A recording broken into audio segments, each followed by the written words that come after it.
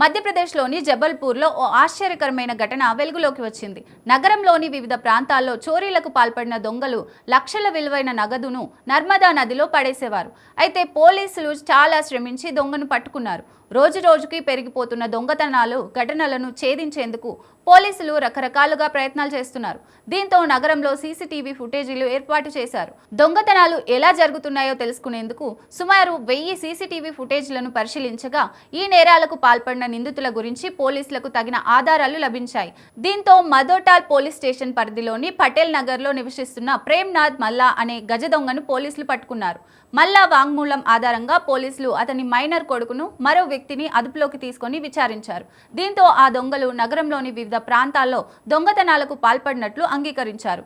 చోరీ ఘటనల్లో చోరీకి గురైన లక్షల రూపాయల విలువైన ఆభరణాల గురించి నిందితులు తెలిపిన వివరాల ప్రకారం చోరీలకు పాల్పడిన తర్వాత బంగారు ఆభరణాలను గౌరీఘాట్ ప్రాంతంలోని భటోలీలో నిమజ్జన చెరువులో పడేసేవారమని నిందితులు తెలిపారు. ఆ ఆభరణాలు కృత్రిమంగా ఉన్నాయని భావించడమే కాదు, పోలీసులకు భయపడి పోలీసుల నుంచి తప్పించుకునేందుకు చోరీ చేసిన వస్తువులను చెరువుల్లో పడేసేవారు. అరెస్టైన దొంగల వాగ్మూలాల ఆధారంగా పోలీసులు నిందితులను తీసుకొని నర్మదా నదిలోని బటౌలీ కుండానికి చేరుకొని ఎస్డీఆర్ఎఫ్ బృందంతో కలిసి చెరువులో సోదాలు నిర్వహించారు. కొన్ని గంటల పాటు శ్రమించిన బృందానికి లక్షల విలువైన ఆభరణాలు దొరికాయి.